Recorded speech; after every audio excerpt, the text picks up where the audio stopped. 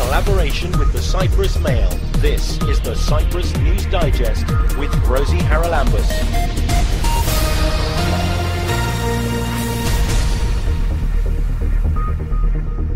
Coming up this week, Nicosia Town Hall goes green for St Patrick. So we're delighted to mark it and have everybody as part of the global Irish family today. It's World Down Syndrome Day on Saturday. We think that a lot of the problems that seem to appear with how they inflect words like verbs and nouns with endings or how they produce certain sentences has to do primarily with their physiology, how their mouth is structured, and that is, I guess, the biggest finding of my research, and it was an international first. And we'll hear about a fascinating and hitherto unknown side of William Shakespeare. There are two names that stand out on that petition, and there lingers a kind of unsettling air of betrayal about those names. And those names are George Carey, who was Shakespeare's patron, and Richard Field, who was Shakespeare's own publisher. Both these men stabbed Shakespeare in the back and helped Elizabeth Russell close down the Blackfriars Theatre. Cyprus and Ireland have long had warm ties, and earlier this week the town hall in central Nicosia was greened to mark St Patrick's Day. After the ceremony, I asked the Irish ambassador, Nicholas Twist, when the idea of greening had started. It started 5 or 6 years ago, and I suppose we started big with the Eiffel Tower and the Great Wall of China, but I thought it was especially important for two islands at opposite ends of the EU with such a long shared history that we mark it somehow here, because since I came about 18 months ago, I felt such a warm welcome here, and I know from talking to other Irish people there is a special bond, so we're delighted to mark it and have everybody as part of the global Irish family today. And how do expatriate Irish people mark St Patrick's Day? Because it's a huge celebration back home, isn't it? Well, it's a very festive occasion. We get together, we always try to have in this case, our Cypriot friends and other people living on the island as well together. That coming into springtime, it gives us an extra bounce for the summer and so on. Yeah. And this is the start of something. I'm presuming you're hoping it will continue. And you did say in your speech the first time, a building or monument. Have you already perhaps got some ideas about what you would like to be greened next year? Can it only be one place? No, well, it can be everywhere. Maybe we'll extend to Limassol and Paphos. Nicosia leads the way. And there are other possibilities. Because we have these beautiful Venetian walls, there might be scope to extend the greening, and ultimately, possibly not in my time, but at some stage I would like to see the entire wall around Nicosia lit in green to mark the peace and the prosperity that a future agreement will bring. Ireland's ambassador to Nicosia, Nicholas Twist. You can subscribe to the Cyprus News Digest on iTunes for free and get the program downloaded to your phone or tablet so you can listen anytime, anywhere. Saturday is World Down Syndrome Day. Joining us on the Cyprus News Digest this week is Dr. Christiana Christodoulou. She's a postdoctoral research associate at the University of Cyprus and the Massachusetts Institute of Technology. Christiana, first of all, tell us a little bit about the research that you're doing with Down syndrome children. So we are looking at young Down syndrome children ages 5 to 18 and typical developing children ages 2 to 6. We're trying to see what is different in the language development of children with Down syndrome in comparison to younger typical developing children. And we're testing different linguistic domains, looking at how children use suffixes to produce words like verbs and nouns, and also how they put words together to create sentences, either complex or simple sentences. There is a misunderstanding, I think, about the cognitive and language development and ability of many Down syndrome sufferers, isn't there? Yes, there is, I would say, quote-unquote, an urban myth that children with Down syndrome have, because of the genetic malfunction, they have very low linguistic abilities as well as very restricted cognitive abilities. And that is why I call it an urban myth, because through research we have been able to establish that not only their cognitive level is at a point where they can fully communicate and function on a daily basis, even live within a community, but also their language abilities are to a point where they have acquired a large part of the grammatical functions that they need to have in order to communicate efficiently. The miscommunication, I think, for the most part comes from the fact that they have problems with their articulators, their tongue is bigger, their oral cavity is smaller, so that results in producing either different sounds that they were supposed to produce or omit sounds because of the different physiology that they have. And so because that sounds different to our ears from what we expect to hear, we automatically assume that their language is impaired to a point where they cannot communicate. And that your finding is not the case? My finding is that it's not the case. In fact, we think that a lot of the problems that seem to appear with how they inflect words like verbs and nouns with endings or how they produce certain sentences has to do primarily with their physiology, how their mouth is structured. And that is, I guess, the biggest finding of my research, and it was an international first, in fact. And no one has actually put together a research where they looked at all of the aspects of their language to see what was, in fact, causing those differences that we observe on the surface.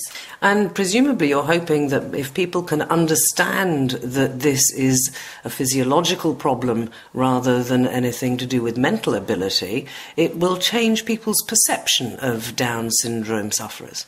Yes, I do believe that, though a lot of people stay on, I would say, the surface, like the physical appearance of children with Down syndrome and how they sound. I believe that if we raise awareness and are able to inform the public about how they are both cognitively and linguistically, we'll be able to create a new image for them, to have them appear as they are, people that have certain restrictions in certain areas, but people that are able to have a full conversation with you at a good level. And again, depending on where they are in terms of their abilities. And we should emphasise that because there are different degrees of Down syndrome, aren't there? Exactly. So Down syndrome is a diagnosis that comes from a DNA test where you find trisomy 21. So there are 3 chromosomes 21, and that is about 90 to 95% of the cases that are diagnosed. Within those, however, what I have observed, and I think some other colleagues have observed, especially within the genetics and biology, was that there is a spectrum that has not been pointed out before. Just like autism spectrum disorders, we find a variety of abilities ranging from low functioning to high functioning within that spectrum. We could find children that are actually at the same level as children their age, which is very rare actually, and a lot of people have not seen that before and have not actually acknowledged that. Therefore, we should not categorize everyone in one group and kind of perceive them individually and understand and document this spectrum in order to be able to then progress in research. Here in Cyprus, we're getting much better, at least, at being more aware, I think, and not hiding these children. We used to. It's not very long ago that you very rarely saw a Downs child anywhere in public, because there was shame attached by the family and neighbours and so on. How far is that changing, and how far do the events that you will come to in a minute that you're organising to mark World Down Syndrome Day, how far do they have an effect on that? I think we've progressed tremendously, considering how things were 20 years ago. I've heard about cases where people would hide the children in the bedroom when they had guests so that they wouldn't see them. And we're looking at a different situation currently, where I have my teenager students, like young adolescent students at the university, where they get very excited about volunteering and participating and helping. They're more accepting, they're more open to learning, and they want to get involved. So I think opportunities like these, where we actually raise awareness through different events or interviews like the one today, help people understand the importance of not marginalizing people with any type of disorder, and how to take a step back and listen and see. And what effect does that have on the children themselves? Because they have to communicate, to be in social situations in order to maintain their development. I mean, that's basic for any child, regardless of whether they have any syndrome or spectrum, isn't it? Has it made a difference to the way these children are able to develop, the fact that they are now in society and they're communicating with other people? That's a great question. I have seen a tremendous difference. Like you said, when we talk about language, we talk about nature and nurture. So nature is what we come with, the equipment that we come with to learn language, and nurture is what we get from the environment. So I've worked with both adults and children. I've seen a tremendous development, tremendous difference. Adults were restricted both in terms of rehabilitation services, whether they got speech-language therapy, or whether they would interact with their family members, with any people outside of their family, like in the society. We see children now are included. They are at typically developing schools. They go to different places. They interact with people. They get rehabilitation services. So their abilities have increased tremendously because of that. And I think they do sometimes sense that they might not be accepted by the people around them. And that, of course, makes them sad. But I think, for the most part, we're getting better in Cyprus. I can see in the different schools that I've been to how much people working at schools care and include these people. And so that, of course, has an effect, a positive effect, both in their linguistic development, but also their psychology. And their social development. Their social, of course, and their cognitive development. The more stimuli you give to a child, the better the child would become. So tell us about the events that are going to mark the day. On Saturday, the actual Down Syndrome Day, through my Marie Curie project, where Dr. Galanthis Groman is project coordinator, we're organizing an event where we would have a lecture open to the public on Down syndrome, give some general information on the background, but also some preliminary results that we have from the study. It's very important for the parents to know where their children are and that something's being done to help them. We're going to have a speech-language therapist who has worked extensively, specifically with Down syndrome children, to also give a talk and answer potential questions that parents would have. Even especially parents that have infants where they don't know much about how to feed the infants and things like that.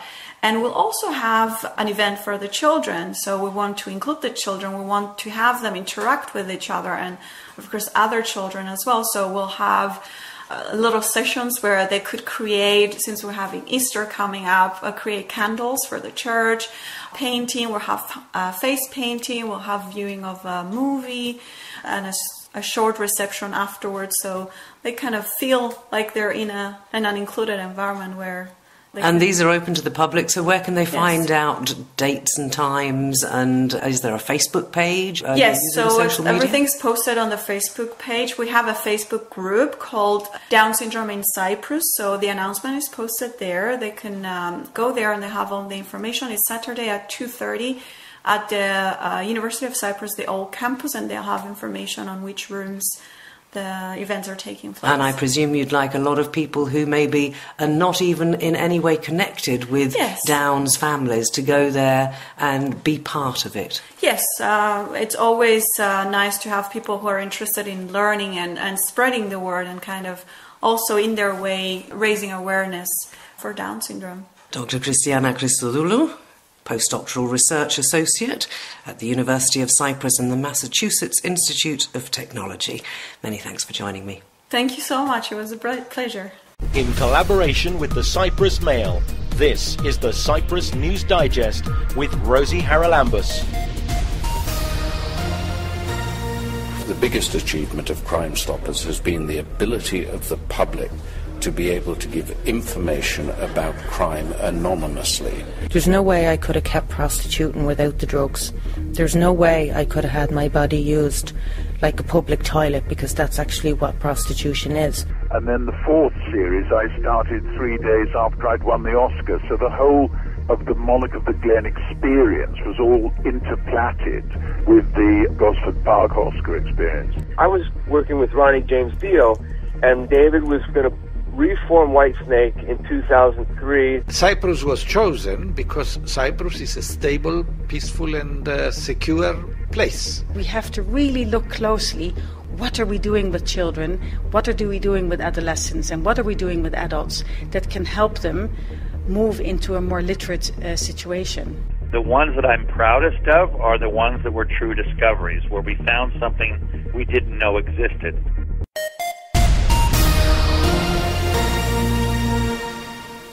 Othello's Island, the third annual conference on medieval and Renaissance art and culture, takes place from the 20th to the 23rd of March at the CVAR in Old Nicosia. Now, one of the keynote speakers joins us on the Cyprus News Digest.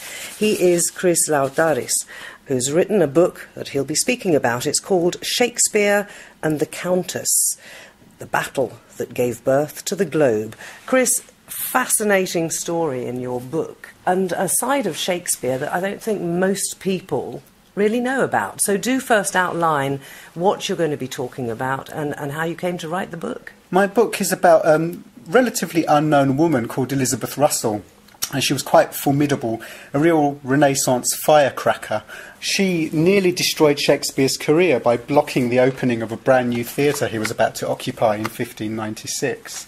And you've researched it all, but how did you get the first clue that this was happening and could have really impacted on Shakespeare's career, couldn't it? Absolutely. I think it had a tremendous impact, partly because Elizabeth's blocking of this theatre in 1596 forced Shakespeare into a completely new business venture that he wasn't planning to enter, which was the Globe Theatre, which we so closely associate with Shakespeare today, would never have come into being had it not been for Elizabeth Russell. And that's why I wanted to learn more about her, to find out why she blocked this theatre, how she did it, what were her motivations, and how did it impact on Shakespeare's career. And what were her motivations? Well, it's a case of NIMBYism, really. Shakespeare's theatre was being built in 1596, literally paces from her own doorstep, as I discovered in the Blackfriars district, which was quite a well-heeled and well-to-do area. So Elizabeth Russell was not happy about a bunch of actors and players turning up in her neighbourhood. And possibly rowdy audiences as in those days too. Rowdy audiences, the streets clogged up by carriages and horses. The manure from all those horses alone would be enough to put anyone off, I think. And during this period, actors and players were often classed under the legal statutes with vagabonds. So Elizabeth Russell would have felt, no doubt, that they would have lowered the tone of the neighbourhood.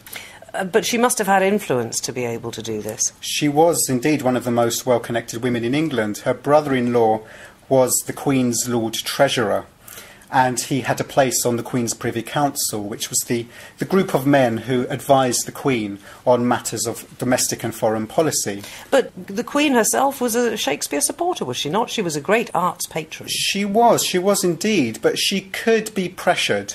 And what Elizabeth Russell decided to do was to get up a petition, which is a very modern thing to do. So she gets up this petition. She whips up into a frenzy all of her neighbours. She gets 30 men to sign this petition. But really interestingly, there are two names that stand out on that petition, and there lingers a kind of unsettling air of betrayal about those names. And those names are George Carey, who was Shakespeare's patron, and Richard Field, who was Shakespeare's own publisher. Both these men stabbed Shakespeare in the back and helped Elizabeth Russell close down the Blackfriars Theatre. Do we know why they did that? Well, there are varying reasons. Richard Field, as I discovered for the first time in this book, was an administrator in her local church. Now, this church happened to be practically attached to this new theatre. And this wasn't known before, but Shakespeare's publisher seems to have been moonlighting in a parallel career. As this administrator, he began as an assistant warden and then became a warden at St Anne's Church. And this was a very Puritan church, and Elizabeth Russell was a very Puritan woman. And this may have been the reason why Shakespeare's publishers' loyalties lay with Elizabeth Russell rather than with his fellow Stratfordian Shakespeare. Both Richard Field and Shakespeare went to the same school in Stratford-upon-Avon. Their parents knew each other. And so it comes as something of a shock to see Richard Field betraying his friend like that. The Globe was eventually built. What's the sort of time frame here? If you've stopped building one and got to find the financing to build another? Yes, that's a very good question. 1596, Shakespeare was in a bit of a crisis. He had a theatre previously, which was the Shoreditch Theatre, not very far away from where the Globe Theatre would later be built. But this Shoreditch Theatre was built on borrowed land, basically. It was on leased land, and the lease was due to expire in 1597. So Shakespeare's company was in real trouble. They needed a new theatre quickly. In 1596, they built the Blackfriars, but were prevented from occupying that by Elizabeth Russell and her neighbours. So they were in trouble. They were about to lose 2 theatres within 6 months. The company was staring into this precipice. What do we do? So they decided on a rather innovative solution. They took up arms, they got all sorts of weapons, and they marched down to the Shoreditch Theatre one winter evening in December 1598. And they began dismantling the Shoreditch Theatre, and anybody who opposed them was violently dealt with. And they eventually took the timbers of this theatre. Timbers were a very valuable commodity in the Renaissance, so this was prized possessions, prized materials. And they ferried these timbers over to the Bankside, where they built the Globe Theatre, which opened in 1599. And this was a fairly expensive undertaking, and the company was already bankrupted by then. So in order to fund it, they did something unusual. They offered Shakespeare a larger interest in the Globe than had ever before been offered to any theatrical entrepreneur. And in effect, they made Shakespeare a part owner of the Globe. He was able to reap a handsome 10% of the profits, which was very nice for Shakespeare. And this made him wealthier and more successful than he ever would have been. So ironically, Elizabeth Russell did him a favour. But there's also something very interesting about Elizabeth Russell's second husband and a neighbour, I think, that actually has an impact on the plays we're familiar with. Tell us that one. Absolutely. Shakespeare wrote a play, probably around 1596, the time when the theatre was closed, the Blackfriars Theatre, called Henry IV Part 1. And this play originally had a character called John Russell in it. He was a bit of a drunken buffoon and a thief. Now, unfortunately for Shakespeare, John Russell happened to be the name of Elizabeth Russell's second husband. So this could have been an act of revenge on Shakespeare's part, or if the play had been written before the opening of the Blackfriars Theatre, Elizabeth Russell may have been the one taking revenge by closing the theatre. And there was another character in this play originally called Sir John Oldcastle. Now, the living descendant of Sir John Oldcastle was alive and well. He was living in the Blackfriars, next door, in fact, to Elizabeth Russell, and happened to be a relative of hers. And his name was the Lord Cobham, William Brooke. So William Brooke was in quite a powerful position in 1596. He was the Lord Chamberlain. And the Lord Chamberlain could, if he so chose, wield his power over the censorship of plays. And it looks like that's exactly what he did. And Shakespeare was forced, rather humiliatingly, to remove the name John Russell from the play. It doesn't exist today in the version of the play that has come down to us. And also to change the name Oldcastle, and he chose the name Falstaff. So this larger-than-life character now exists today. The name Falstaff exists and has this talismanic power because of these kind of censorship and shenanigans that were going on during this period. It's all absolutely fascinating stuff. Let's come back to the event that you're going to be speaking at. Are you attending all 3 days? I mean, this must be a lot of people who are very interested in Cyprus and the whole history and connection with Shakespeare. Absolutely. There'll be many papers on Shakespeare's Othello, no doubt. And there are also papers on other aspects of medieval and Renaissance art, literature and architecture. So it's a real hub, a wonderful meeting place for scholars interested in the ways in which cross-cultural collaborations take place in the Renaissance and medieval periods. Unfortunately, I won't be able to stay for all 3 days, sadly. I'm dashing back to London and then I immediately have to go to Stratford-upon-Avon where I'm lecturing. So sadly, I won't be able to see all of the days through to the end. How did you get interested in Shakespeare in the first place? Because I don't think I mentioned at the beginning that you are in fact a lecturer and Birmingham Fellow at the Shakespeare Institute in Stratford-upon-Avon. Yes, I've always had a passion for literature. I come from a long line of poets, so I've always been interested in literature, and I decided to devote my life to Shakespeare after studying at University College London for my undergraduate degree, and I was lucky enough to get a grant to pursue an MA and a PhD. And my first book, which was based on my PhD, was called Shakespearean Maternities, and that was about the role of maternity in the age of Shakespeare. And I then was lucky enough to get a British Academy Fellowship to work on Shakespeare and the Countess, which was just recently published by Penguin. So I've always had a passion for Shakespeare, but also particularly for approaching Shakespeare's life from unusual angles. And Elizabeth Russell gave me the opportunity to do that, to see what Shakespeare the man was like. How was his career formed by the social and economic pressure points that were galvanising around him at the time? And so I've had a lot of fun taking on this role of a biographer with this Shakespeare research that I've been doing recently. And I'm assuming that if we know more about Shakespeare the man, we get a deeper understanding of his work? Absolutely, yes. Shakespeare's works, we tend to think of them as finished products, but they never were really. They underwent revisions, censorship, as in the case of Elizabeth Russell's husband's name, could have an impact on the evolution of his works. Knowing more about his life and the reasons behind some of his decisions. For example, his first foray into print with Richard Field was through the long narrative poem Venus and Adonis. And the reason I think Shakespeare went into the business of writing poetry initially was to make some money because the theatres were closed during outbreaks of the plague. And so Shakespeare had to duck and dive for a living in a sense. He was always worried about where his next source of income was coming from.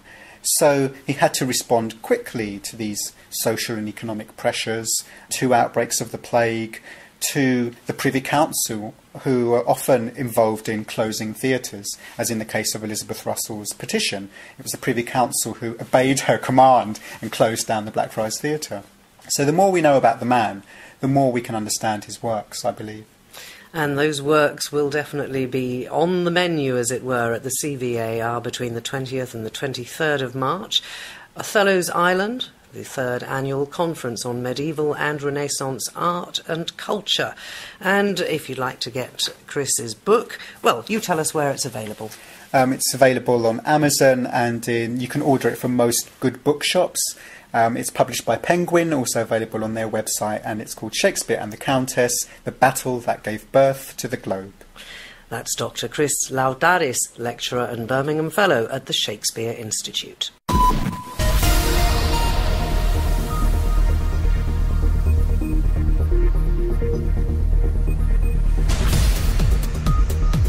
Well, that about wraps up this edition of the Cyprus News Digest. Many thanks for your company. Hope you'll join me next week. Till we meet again, take care and God bless. Bye-bye now.